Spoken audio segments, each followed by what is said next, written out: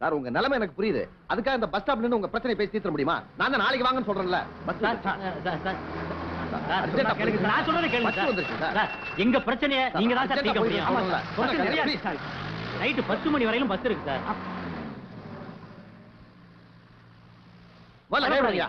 ஏன் இப்படி சொல்ல புரிஞ்சுக்காம என்ன தொந்தரவு பண்றீங்க? உங்களா 4 பஸ் கோட்டை விட்டல. நாங்க ரொம்ப பதட்டத்தில் இருக்கிறோம். அடுத்த வாரம் எங்க முதலாளி அமெரிக்கா போறாரு. போனா திரும்பி வர 3 மாசம் ஆகுங்க. அதனால தொந்தரவு கொடுத்ததுக்கு மன்னிக்கணும். நாளைக்கு உங்களை ஃபேக்டரியில வந்து பார்க்கறோம். வரேங்க. என்ன இங்க நின்னுட்டு இருக்கீங்க எந்த நேரத்துல? அவசரமா என் செக்ரட்டரி மோகனை பார்க்கணும். சைக்கிள் பஞ்சர் ஆயிருச்சு. பஸ் பிடிக்கலான்னு வந்தா அந்த போறாங்களே இவங்க 1 மணி நேரம் பேசி 4 பஸ் மிஸ் பண்ண வச்சுட்டாங்க. யார் அவங்க? பெங்களூர் மகாராஜா இண்டஸ்ட்ரியில வேலை பார்க்கறாங்களாம். ஃபேக்டரி கதை வடப்பான். நீங்க தான் வந்து பிரச்சனையை தீர்த்து வைக்கணும்னு சொல்றாங்க. சரி போங்க வரேன்னு சொன்னாலும் கேட்க மாட்டேன்றாங்க. வா அவங்க நிலைமை அப்படி. இப்போ நீங்க எங்க போணும்? அண்ணா நகர். வாங்க போலாம்.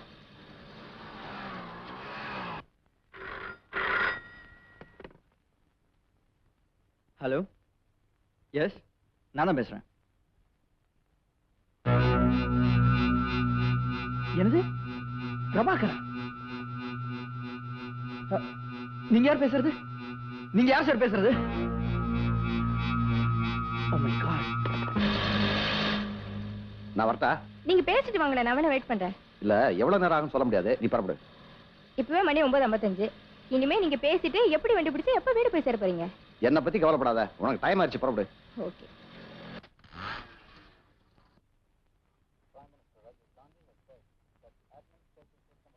மோகன்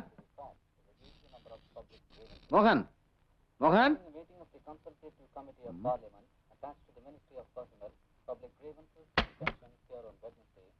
Mr. Gandhi said what was important was to get to the roots of the grievances, and it was at that point that the cure should begin.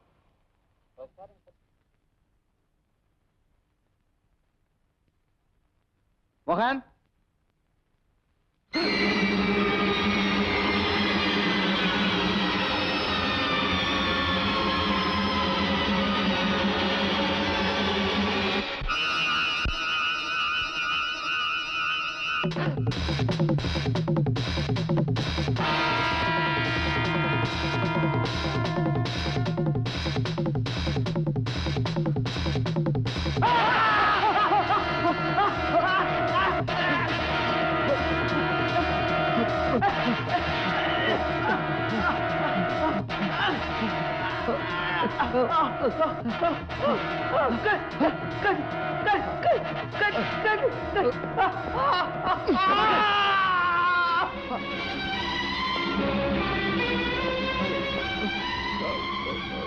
கத்திய கொடு. You are under arrest. உன்னை கைது செய்ய. என்னையா குதிரை மேல ஏறி ஊரை விட்டு ஓடிடலான்னு பாக்குறீங்களா? 3 கொலை பண்ண நானே ஜாலியா உக்காந்துட்டு இருக்கேன். இவ்வளவு டல்லா உக்காந்துருக்கீங்களே நீங்க பண்ண மாதிரி. முஞ்ச தொடச்சுக்கியா? இத சொல்ல போறியா? பாஸ்டர் பிரபாகர், இன்னியோட ஒழிஞ்சா உன் புண்ணியத்துல காலம்புறா உன் பேர் சொல்லிக்கிட்டு இருப்போம். நல்லா சொல்லு. ஓடும் போது சொல்லு, தண்ணி அடிக்கும் போது சொல்லு, குந்தும் போது சொல்லு. பட் போலீஸ் விசாரணை வந்தா மட்டும் என் பேரை கப்புன்னு மறந்துருங்க. ஒன்னு அம்பலப்படுத்தினா கூடவே நாங்களும் அம்பலம் ஆயிடுமே.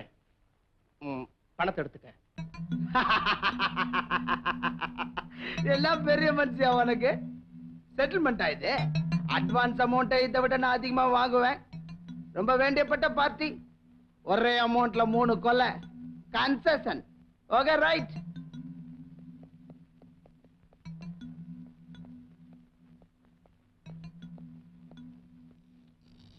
ஏய், பெங்களூர் மகாராஜா இண்டஸ்ட்ரீஸ் இந்த கேஸ்ல முக்கியமான சாட்சியம். இன்னைக்கே நீங்க பாம்பே போறீங்க. கேஸ் முடிஞ்சு பிரபாகருக்கு தண்டனை உறுதியாகிற வரைக்கும் மெட்ராஸ் பக்கம் தலை வச்சு கூட படுக்க கூடாது. ஓகே? சரிங்க சரிங்க.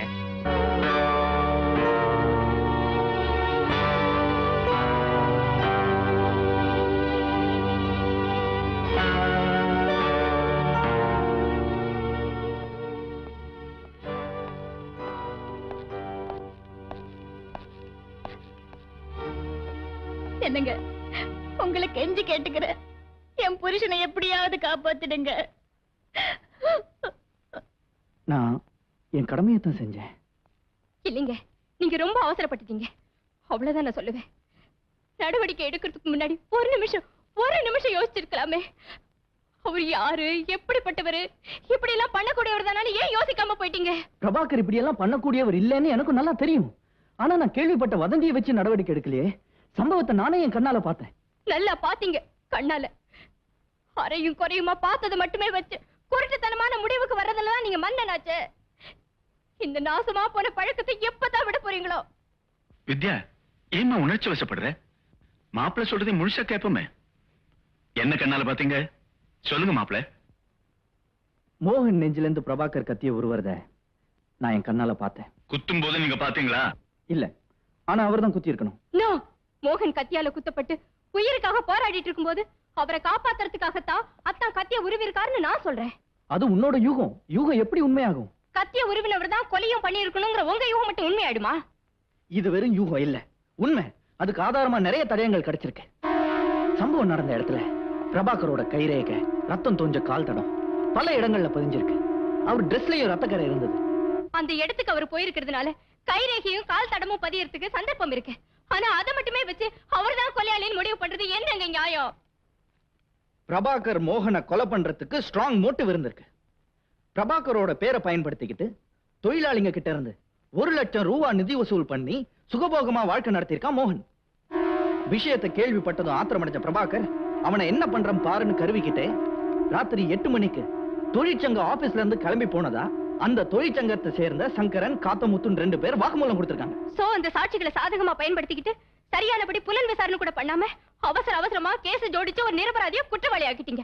அப்படித்தானே இன்ஸ்பெக்டர் சார்? Very good. உங்க கடமை உணர்ச்சி நான் ரொம்ப பாராட்டுறேன். தொழிலாளர்கள் வாக்குமூலம் கூட எனக்கு பின்னாடி விசாரணையில தெரிய வந்ததுதான். ஆனா மோகன் வீட்டுக்குள்ள பிரபாகர் கத்தியோட நுழைஞ்சத தன் கண்ணால பார்த்ததா ஒருத்தர்கிட்ட இருந்து எனக்கு போன் கால் வந்தது. ஓகே, நீங்க சொல்றபடியே பார்த்தாலும் எங்க அத்தானுக்கு மோகன் மேலதானே கோவம். அவரை மட்டும் தானே அவர் கொலை பண்ணியிருக்கணும். ஏன் குடும்பத்தையே அழிக்கணும்? கொலை செய்யறது அவருக்கு என்ன தொழிலா இல்ல பொழுதுபோக்கா? மோகனை கொலை பண்ண போகும்போது மத்தவங்க தடுத்திருக்கலாம். அதனால அவங்களையும் தீர்த்து கட்டியிருக்கலாம். கொலை வெறி பிடிச்ச மிருகம்னு என் புருஷனை சொல்லாம சொல்றீங்களே, இது உங்களுக்கே நல்லா இருக்கா? அப்பா, இத நீங்களாவது அவருக்கு எடுத்து சொல்லுங்கப்பா. நீ புருஷன் மேல இருக்கிற பாசத்துல பேசுற. அவர் போலீஸ்காரருங்கிற முறையில பேசுறாரம்மா. நீங்க சொல்லுங்க மாப்ள. சாரி, நீங்க எல்லாம் என்ன தப்பா புரிஞ்சிட்டு இருக்கீங்க. பிரபாகர் மேல வீண் பழி சுமத்துறதுல எனக்கு என்ன லாபம்? ப்ரமோஷன் கிடைக்குமே. நீ ஆத்திரப்படுறதுல அர்த்தம் இல்ல வித்யா. போஸ்ட்மார்ட்டம் ரிப்போர்ட் கூட உங்க அத்தானுக்கு பாதகமா தான் இருக்கு. கொலைகள் அத்தனையும் ராத்திரி 8 மணில இருந்து 10 மணிக்குள்ள நடந்ததா பிரேத பரிசோதனை பண்ண டாக்டருடைய அபிப்பிராயம். உங்க அத்தான் தொழிற்சங்கத்தை விட்டு கோவமா கிளம்புனது ராத்திரி 8 மணிக்கு. ஸ்பாட்ல நான் அவர் கைது பண்ணது 10 மணிக்கு. இதுக்கு அப்புறமும் கூட உங்க அத்தான்... ஒரு நிமிஷம். போஸ்ட்மார்ட்டம் ரிப்போர்ட் படி கொலைகள் அத்தனையும் ராத்திரி 8 மணில இருந்து 10 மணிக்குள்ள நடந்திருக்கு இல்லையா? ஆமா. அப்ப எங்க அத்தான் நிரபராதிங்கிறத என்னால திட்டவட்டமா சொல்ல முடியுங்க. அதுக்கு என்ன ஆதாரம்? தொழிற்சங்கத்துல இருந்து அத்தா மோகன் வீட்டுக்கு வந்துட்டு இருக்கும் போது நடுவழியில பெங்களூர் மகாராஜா இண்டஸ்ட்ரீஸை சேர்ந்த சில தொழிலாளிங்க அவரை சந்திச்சு பேசிட்டு இருந்திருக்காங்க. அவங்க கிட்ட பேசிட்டு அவர் புறப்படும் போது மணி 9:45. கொலை நடந்த இடத்துக்கு அவர் போய் சேரும் போது மணி 9:55. நீங்க அவரை அரெஸ்ட் பண்ணும்போது மணி 10. சோ 5 நிமிஷத்துல அவர் எப்படி 3 கொலை செஞ்சிருக்க முடியும்? இதே தான் பிரபாகர் தன் வாக்குமூலத்துல குறிப்பிட்டிருந்தார். ஆனா துரதிருஷ்டவசமா பெங்களூர்ல அப்படி ஒரு தொழிற்சாலையே இல்லைங்கிறது விசாரணையில தெரிய வந்திருக்கு. சோ அந்த தொழிற்சாலையை சேர்ந்த சில தொழிலாளிகளை அவர் சந்திச்சேன்னு சொல்றது கட்டுக்கதை இல்ல, உண்மை. அந்த தொழிலாளிங்க கிட்ட அவர் பேசிட்டு இருந்தது எனக்கு நல்லா தெரியும். ஏன்னா அந்த நேரத்துல நான் அவரை சந்திச்சேனே. அது மட்டும் இல்ல, நான் தான் அவரை மோகன் வீட்டுல கொண்டு போய் டிராப் பண்ணேன் 9:55க்கு. இதுக்கு யார் சாட்சி? நான் தான் சொல்றேனே. அதை விட உங்களுக்கு என்ன பெரிய சாட்சி வேணும்? நீ சொல்றத கோர்ட் நம்பாது. ஏன்னா நீ குற்றவாளிக்கு சொந்தக்காரி, அவன் மேல அக்கறை உள்ளவ. பிரபாகர் கிட்ட பேசிட்டு இருந்தப்ப நீ பார்த்ததா சொன்னியே, அந்த தொழிலாளிங்க சொன்னா ஒருவேளை கோர்ட் நம்பலாம். ஆனா அவங்கள உன்னால கோர்ட்ல கொண்டு வந்து நிறுத்த முடியுமா? முடியாது. ஏன்னா பெங்களூர்ல அப்படி ஒரு தொழிற்சாலையே இல்ல. எல்லாத்துக்கும் மேல நீ மோகன் வீட்டுல கொண்டு போய் இறக்கி விட்டதா பிரபாகர் தன் வாக்குமூலத்துல சொல்லவே இல்லை. அதனால பிரபாகர் நிரபராதின்னு நீ வாதாடுறதுல அர்த்தம் இல்ல. அதை உன்னால நிரூபிக்கவும் முடியாது.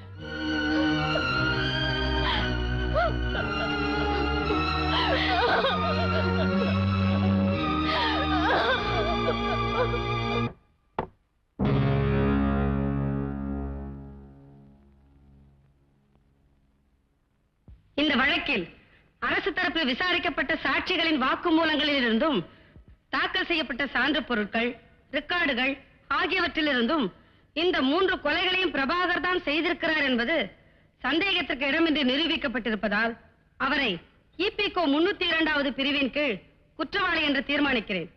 மேலும் தொழிற்சங்க துணைத் தலைவர் மோகன் மீது உள்ள முன் விரோதத்தினால் மோகனை மட்டுமின்றி அவரது மனைவியே மகனையும் கூட பிரபாகர் ஈவி இறக்கம் என்று கொலை செய்திருப்பதால் அவருக்கு எந்த விதமான கருணையோ அனுதாபமோ காட்ட இந்த நீதிமன்றம் தயாராக இல்லை.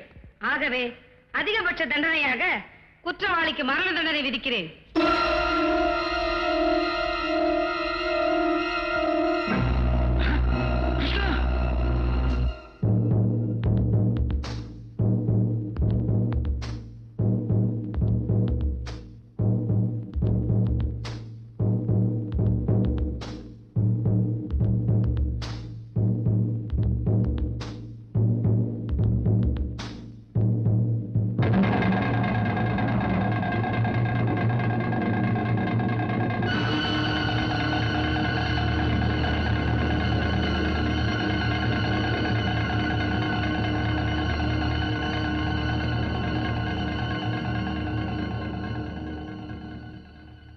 சந்தோஷம் தானே?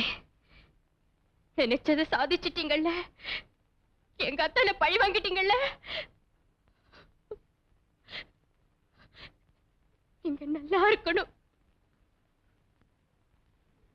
வித்யா, நீ உணர்ச்சி வசப்பட்டு என்ன பேசுறோன்னு தெரியாமலே பேசுற. உங்க அத்தானை பழி வாங்குற அளவுக்கு அவர் மேல எனக்கு என்ன பகையா? இல்ல நான் ரத்தவரி பிடிச்சு அலையிறேனா? என் கடமையை தானமா செஞ்சேன். கடமை? எது கடமை? நிரபராதிக்கு தூக்கு தண்டனை வாங்கி கொடுக்கறதா? ஒருத்தருக்கு இல்ல 2 பேருக்கு துரோகம் பண்ணிட்டீங்க. தலையா அடிச்சுக்கிட்ட கெஞ்சின. எங்க அத்தா நிரபராதிங்கிறத உங்களுக்கு புரிய வைக்க முயற்சி பண்ண, புரிஞ்சுக்க மாட்டேன்னுட்டீங்களே. கண்ணால பார்த்ததுதான் வேதம்னு கடைசி வரை பிடிவாதமா இருந்துட்டீங்களே.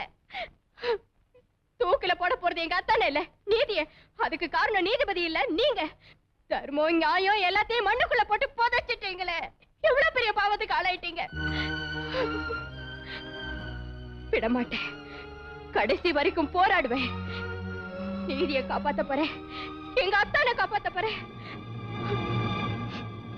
இந்த பாவத்திலிருந்து உங்களையும் காப்பாத்த போறேன். இது சத்தியம்.